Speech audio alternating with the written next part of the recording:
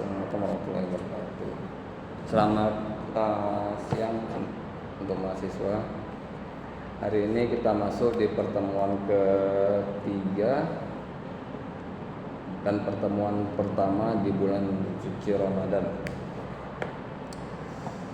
Materi hari ini mengenai sifat-sifat umum hukum adat di Indonesia.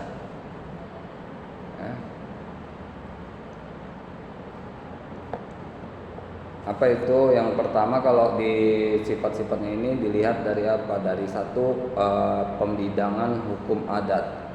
Jadi hukum adat itu harus dibidangkan dalam 1, 2, 3 atau apa, ya. Jadi hukum adat di Indonesia ini lebih spesifik dibandingkan hukum-hukum adat yang ada di luar negeri. Karena banyaknya hukum adat di Indonesia dan banyak juga buku-buku yang membahas tentang hukum adat baik secara umum maupun hukum adat secara khusus. Seperti hukum adat Batak ada bukunya, hukum adat manapun ada, ya. Jadi perbandingan hukum adat di sini dapat kita lihat dari yang pertama itu bentuk-bentuk masyarakat hukum adat. Jadi bagaimana bentuk masyarakat hukum adat itu dilihat dari kelompok terbesar masyarakat adat. Berarti dari mana asal usul wilayahnya, ya.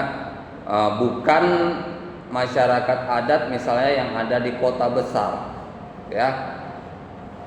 Masyarakat adat yang ada di kota besar memang mereka juga masyarakat adat, tapi hanya sebagian kecil dari masyarakat adat, yang mana sesungguhnya bentuk besar dari masyarakat adat itu adalah di mana kampung halaman mereka, ya. Juga berkaitan tentang diri pribadi mereka, bagaimana kebiasaan mereka, bagaimana kegiatan mereka sehari-hari. Itu menjadi ciri khas di Indonesia, karena setiap wilayah adat pasti memiliki perbedaan. Contoh dalam mencari makan, ada masyarakat adat yang misalnya tinggal di dekat hutan, maka pasti proses mencari makannya melalui hutan. Ada yang di perairan melalui perairan, laut, ikan, udang atau segala macamnya, ya. Jadi tergantung di mana dia tinggal biasanya. Ada juga pemerintahan dan peradilan, ya. Jadi bagaimana sistem dalam hukum adat itu menjatuhkan sanksi bagi mereka yang melanggar adat, ya. Bagaimana yang kalau kita lihat di berita yang beberapa bulan yang lalu ada penghinaan terhadap masyarakat adat di Kalimantan yang masalah pemindahan ibu kota nasional kita, ya. Seharusnya memang bagaimana hukum adat itu dilanggar harusnya diselesaikan secara hukum adat, ya. Makanya kalau kalian berselisih dengan masyarakat adat, maka harus diselesaikan di masyarakat adat. Nggak bisa kalian minta bawa di hukum nasional, ya. Mereka juga membahas masalah hukum keluarga, hukum perkawinan, waris. Nah, ini satu paket dengan hukum keluarga. Bagaimana mereka juga mengatur. Kalau di adat Batak misalnya, ada beberapa keluarga adat Batak, beberapa marga Batak. Ada dia aturan mana yang boleh menjadi keluarga, mana yang boleh menjadi calon istri, mana yang tidak boleh. Ya, berarti kalau yang tidak boleh itu biasanya masih terlalu dekat hubungan kekeluargaannya, hubungan marganya masih terlalu dekat. Ya. Bagaimana dengan hukum waris? Hukum waris juga ditentukan oleh masing-masing kelompok adat, ya. Bukan adat secara umum, bukan Batak secara umum, karena Batak secara umum ada lagi Batak di bawahnya. Ada Batak Toba, Simalungun, Nias dan segala macamnya. Ya, ada. Maka pengaturan tentang waris balik ke masyarakat, ketentuan adatnya. Bagaimana pembagian waris dari masyarakat adat terhadap ahli waris maupun pewarisnya. Juga membahas masalah hukum tanah. Ya, hukum tanah ini memang kita sangat terikat dengan hukum adat. Kenapa? Karena banyak tanah-tanah yang di Indonesia ini masih milik kelompok adat atau masih terikat dengan aturan kelompok adat. Ya. Ada juga tentang hukum deliknya dan sanksinya. Ya. Jadi kalau di hukum adat itu pasti kalau kalian lihat adat secara spesifiknya itu ada deliknya dan ada sanksi bagi para mereka pelanggar-pelanggarnya. Ya.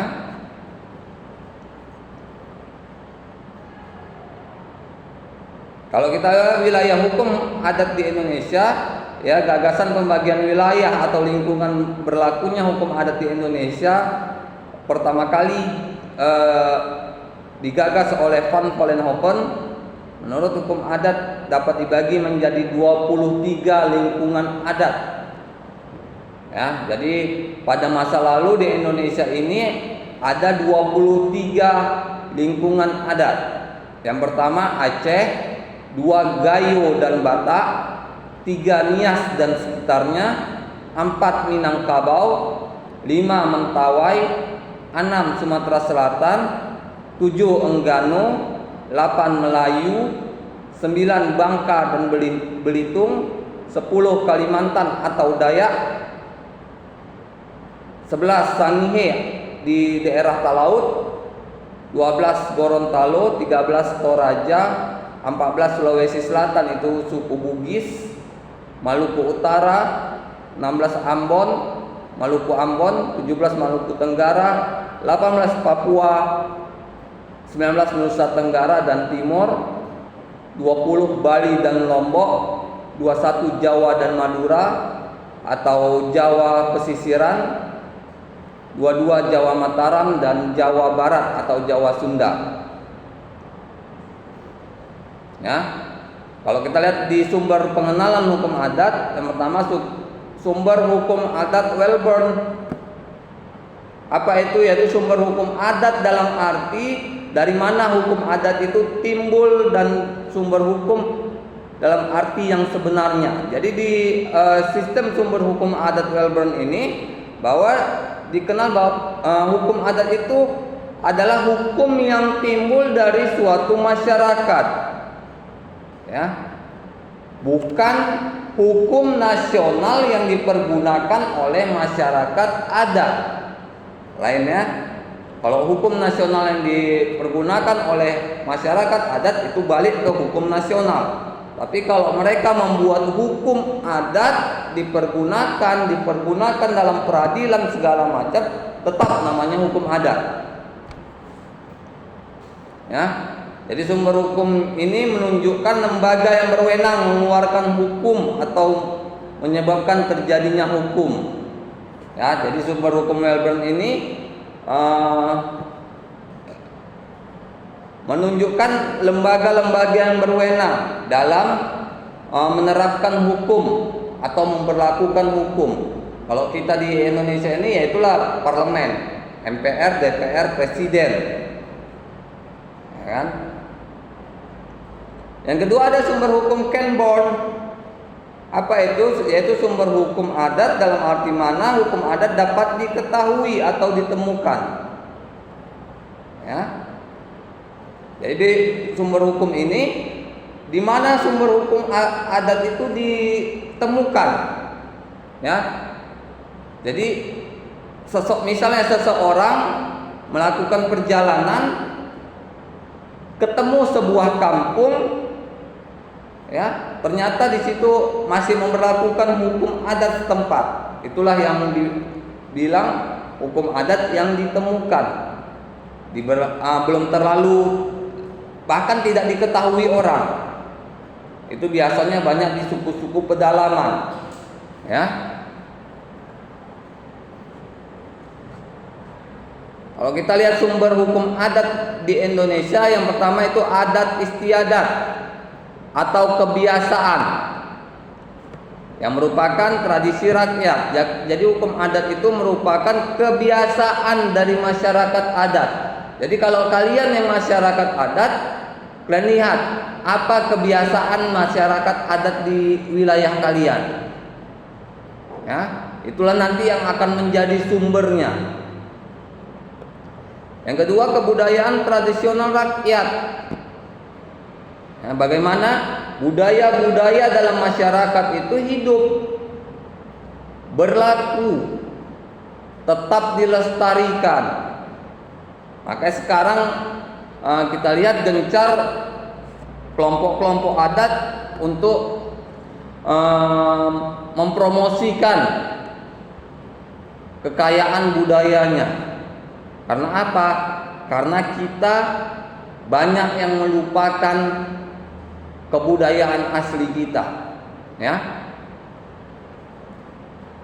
Sangat jarang anak muda atau pelajar maupun mahasiswa untuk menggunakan alat musik tradisional, pakaian tradisional, ya. Kita menggunakan pakaian tradisional kalau pernikahan, ya kan? Kalau kalian menikah pakai baju tradisional masing-masing. Kalau enggak, jarang anak-anak muda mau menggunakan itu untuk mengikuti peragaan budaya. Di sini juga dilihat perasaan keadilan yang hidup dalam masyarakat. Ya, jadi sumber hukum adat ini itu adanya keadilan yang hidup dalam masyarakat. Berarti tatanan pemerintahan dalam sistem hukum adat itu, tatanan masyarakat adat itu adil, karena nggak pernah kita lihat ada demo masyarakat adat karena mungkin ketuanya tidak adil misalnya. Nggak ada kita lihat seperti itu, ya. Karena masyarakat hukum adat itu rata-rata dibuat adil, pemimpinnya atau ketuanya berlaku adil, seadil-adilnya.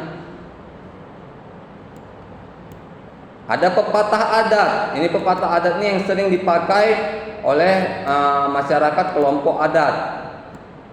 Ada jurisprudensi adat. Ya, jurisprudensi sudah saya jelaskan di pertemuan sebelumnya, yaitu bagaimana keputusan yang diambil oleh hakim di luar undang-undang berdasarkan penafsirannya terhadap suatu hukum maupun suatu kebudayaan tertentu. Ya. Dokumen-dokumen yang hidup pada waktu itu yang memuat ketentuan yang hidup. Nah, kalau ini kita melihat dari peninggalan sejarah, catatan peninggalan sejarah. Ya, biasanya masyarakat adat itu banyak menulis, ya, di lembaran-lembaran kayu atau ubi itu banyak tulisan-tulisan mereka. Kitab-kitab hukum yang pernah dikeluarkan oleh raja-raja, ya, doktrin mengenai hukum adat, hasil penelitian tentang hukum adat dan nilai yang tumbuh dan berlaku dalam masyarakat adat. Jadi kesemua hal ini jika memang ada merupakan sumber daripada hukum adat, ya. Bagaimana kitab hukum adat itu kalau memang ada dalam suatu masyarakat adat tertentu, jika memang bisa dipergunakan dalam peraturan perundang-undangan nasional, pasti dipergunakan. Jika tidak, misalnya peraturan hukum adat itu hanya bisa untuk wilayah tersebut, maka dibuatlah dalam perda, ya.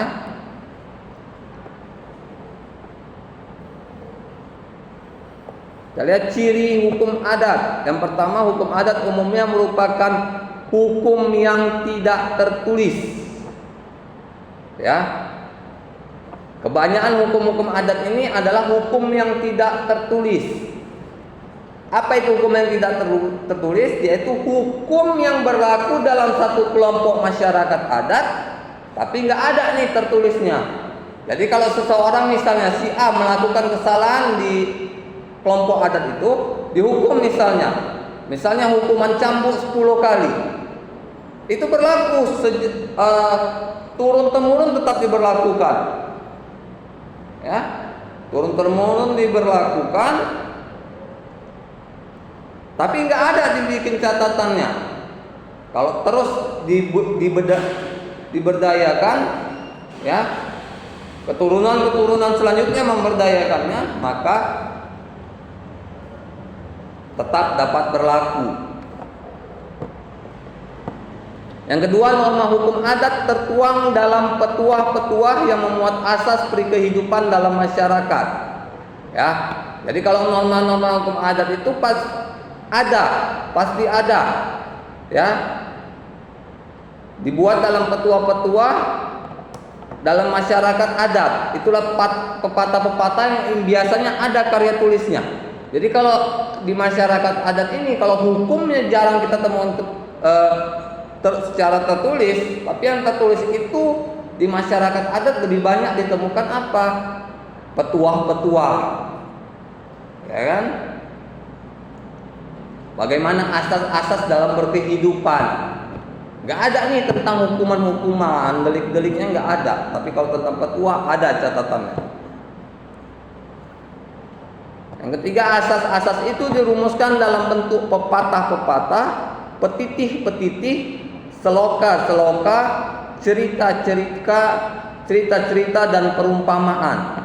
Ya, jadi asas-asas dalam hukum adat itu hidup dengan pepatah-pepatah yang sering digunakan. Dalam bahasa Indonesia ada itu. Ya, kalau kalian misalnya sekolah di daerah tempat tinggal kalian, tempat lahir kalian, pasti ada pepatah-pepatah itu. Karena di dalam buku bahasa Indonesia maupun buku sejarah, selain membahas secara bahasa Indonesia maupun sejarah secara umum, pasti akan membahas bahasa daerah maupun sejarah daerah juga. Ya. Yang keempat, kepala adat selalu dimungkinkan ikut campur dalam segala urusan. Ya. Jadi kalau kita melihat dalam hukum adat itu, kepala adat dalam segala macam urusan yang terjadi dalam masyarakat adat itu pasti kepala adat selalu ikut campur. Ya, dalam hal mengambil keputusan atau yang segala macamnya, pasti mereka selalu ikut campur. Faktor-faktor dari segala kepercayaan atau agama sering tidak dapat dipisahkan, ya. Dan kalau di setiap hukum adat, ya, kalian yang memiliki marga adat, pasti ada agama di dalamnya. Karena kenapa?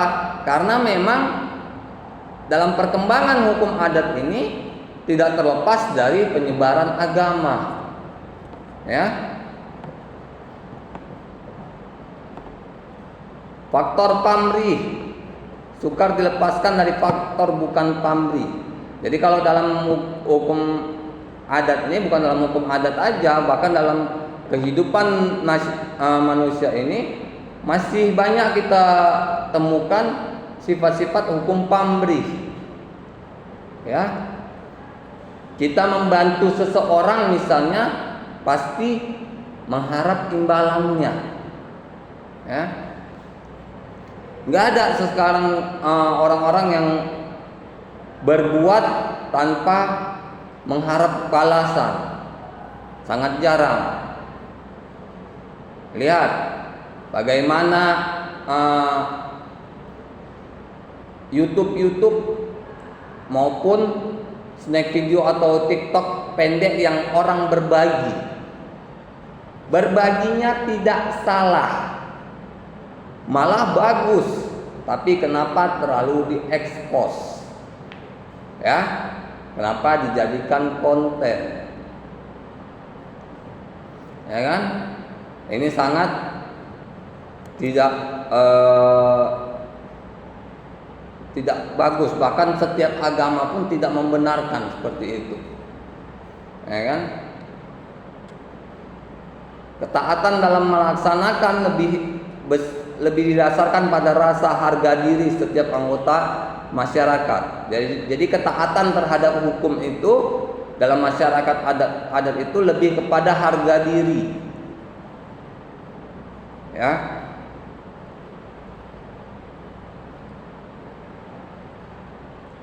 Kita lihat menurut Profesor Kusno, hukum adat memiliki 4 sifat. Yang pertama, bersifat tradisional.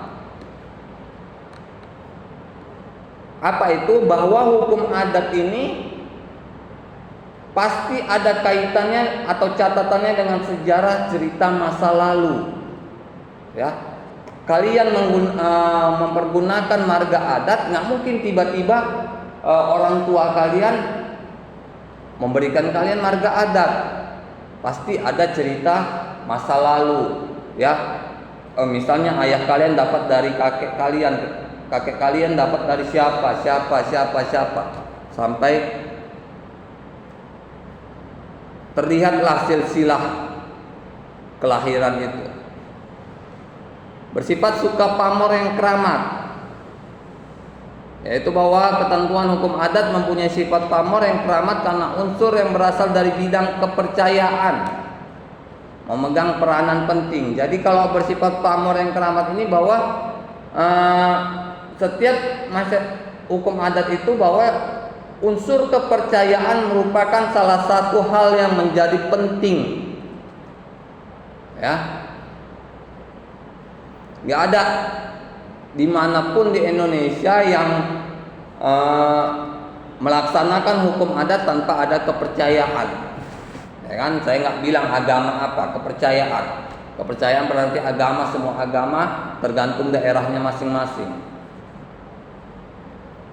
Bersifat luas, bahwa ketentuan hukum adat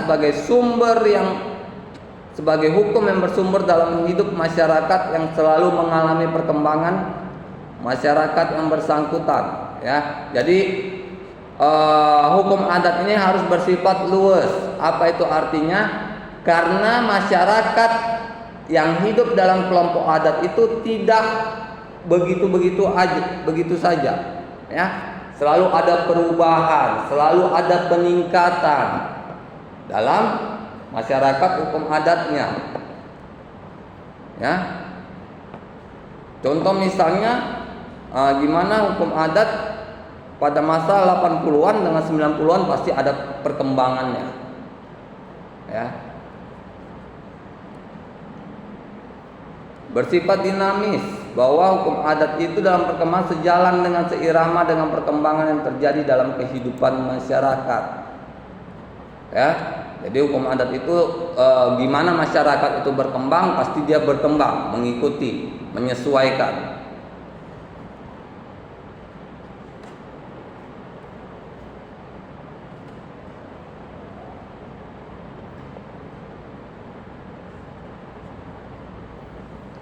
Nah, hukum adat tidak mengenal perbedaan antara hak perdata dan hak orang. Ya. Jadi dalam hukum adat itu tidak mengenal hak perdata seseorang hak perdata seseorang dalam kelompok maupun hak perdata seseorang secara pribadi. Itu adalah sama. Hukum adat juga tidak mengenai perbedaan antara hukum publik dan hukum privat. Ya, jadi dalam hukum adat juga tidak ada pengenalan. Kalau dalam sistem kita ada hukum publik, ada hukum privat. Ya, ada KUH pidana, ada KUH perdata. Jadi dalam hukum adat enggak, semua sama. Hukum adat, sistem hukum adat.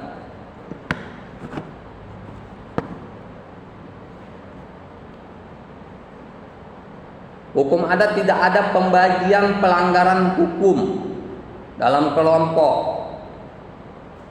Ya, seperti kalau kita ada pembagian di hukum nasional, ada pembagian secara pidana maupun perdata. Skala perbuatan ataupun keadaan yang di dalamnya terdapat sifat yang sama, maka diberikan perbuatan yang sama pula. Ya.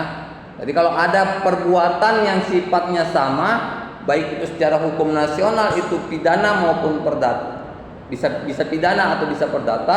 Kalau dalam hukum adat itu tetap satu kesatuan, nggak ada pidana, nggak ada perdata dalamnya. Adanya perbuatan hukum yang disyaratkan agar terang. Ya, apa itu? Bahwa suatu hukum adat itu tidak boleh hanya berupa tanda-tanda, ciri-ciri tertentu. Dia harus bersifat terang.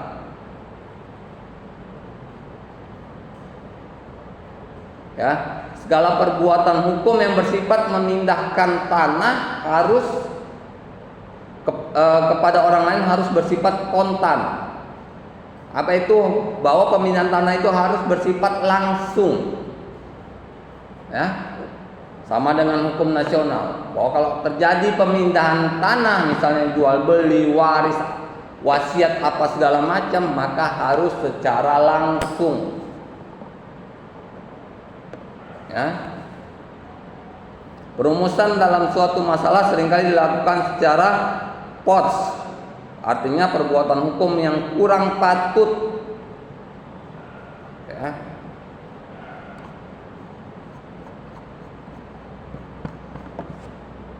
Termasuk corak hukum adat. Apa corak hukum adat di Indonesia? Yang pertama, memiliki sifat kebersamaan. Apa artinya? Kalau kita lihat dalam segala sesuatu, dalam segala acara pasti dilakukan secara bersama. Saya sering lihat video misalnya adat di Bali, adat Toraja, ya, misalnya kematian, itu satu kampung yang ngurus. Pesta perkawinan, satu kampung ikut campur. Ya.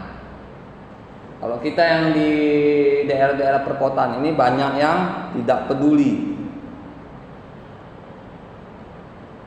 Memiliki sifat magis dan religius yang berhubungan dengan pandangan hidup dan pikiran yang hidup di dalam masyarakat. Ya. Ya, sistem hukum adat diliputi oleh pikiran bersifat penataan yang bersifat konkret. Jadi harus ada dalam sistem adat itu, sistem hukum adat itu bersifat menata masyarakatnya. Bagaimana masyarakat pada masa lalu, apa kelebihannya, apa kekurangannya, untuk kedepannya agar kekurangannya ini memiliki kelebihan dan yang sudah kelebihan ini menjadi sesuatu yang favorit, ya, sesuatu yang dapat dibanggakan.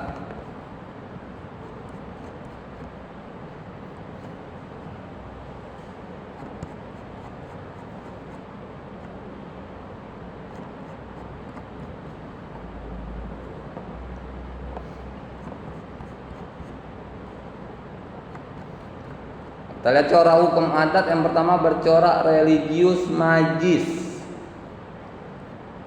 Ya, selalu hukum adat itu mengutamakan agamanya, kepercayaannya. Bersifat yang kedua bercorak komunal atau kemasyarakatan. Ya, yang saya jelaskan tadi bahwa setiap masyarakat adat itu bersifat bersama dalam melakukan segala sesuatu, selalu bersama. Ada kerja bakti bersama. Ya, nggak ada yang nggak open. Kalau di perkotaan kita lihat misalnya ada kerja bakti, bahkan di daerah dia bisa-bisanya dia tidak keluar. Atau kalau dia keluar malahan bawa anak-anaknya jalan-jalan. Jangan seperti itu. Ya. Kalau memang udah di daerah kita ada kerja bakti misalnya, ikut dalam hal apapun, ikut. Kalau misalnya kita udah ada rencana jalan-jalan misalnya, batalkan. Ya. Selalu saya bilang kepada setiap orang bahwa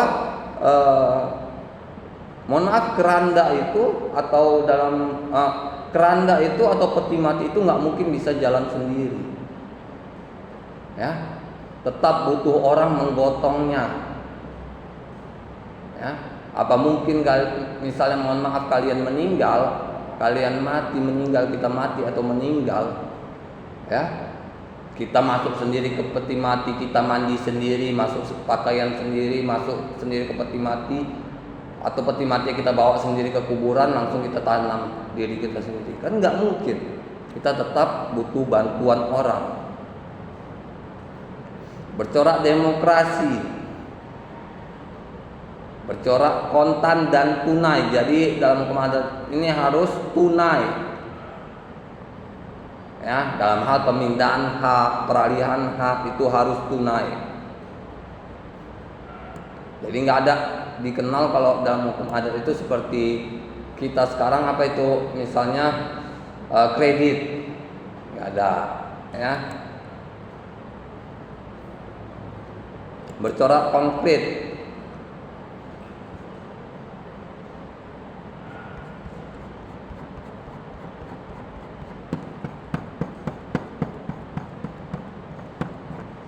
Dasar hukum sahnya berlaku hukum adat yang pertama dasar filosofis.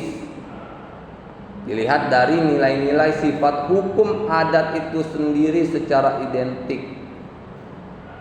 Ya.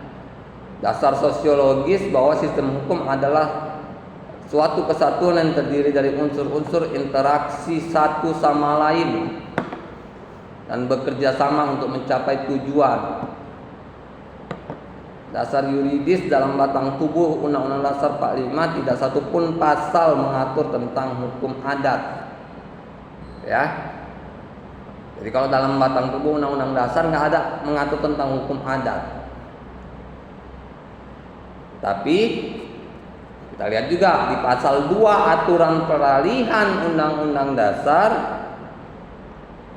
disebutkan bahwa segala keputusan pengadilan harus berisi alasan-alasan dan dalam perkara hukuman menyebut undang-undang dan aturan adat yang dijadikan dasar hukum itu.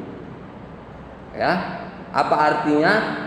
Bahwa berdasarkan pasal 2 aturan peralihan ini, pasal 2 Romawi aturan peralihan ini, bahwa segala hukum yang berlaku pada masa lalu itu tetap berlaku selama tidak bertentangan dengan Undang-Undang Dasar dan nilai-nilai dalam Pancasila. Ya. Juga tentang hukum-hukum yang berlaku pada masa penjajahan kolonial, misal hukum Eropa. Atau hukum Eropa yang telah diubah, hukum bagi beberapa golongan bersama. Kalau kita kenal itu dengan sebutan timur asing. Hukum baru yaitu hukum yang merupakan sintesa antara adat dan hukum mereka, yaitu hukum Eropa.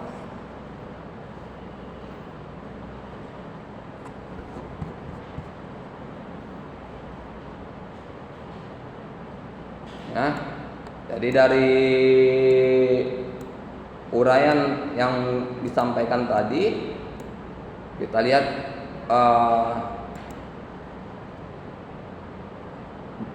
kesimpulan dalam dasar berlakunya hukum adat. Yang pertama, Dekret Presiden 5 Juli 1959 yang menjadi dasar berlakunya Undang-Undang Dasar 1945. Yang kedua, aturan peralihan pasal 2 Romawi Undang-Undang Dasar 1945. Pasal 24 Undang-Undang Dasar 1945 tentang kekuasaan kehakiman. Dan pasal 7 ayat 1 Undang-Undang Nomor 14 tahun 1970 tentang pokok-pokok kekuasaan kehakiman. Inilah dasar hukum dalam sistem hukum nasional kita tentang berlakunya hukum adat.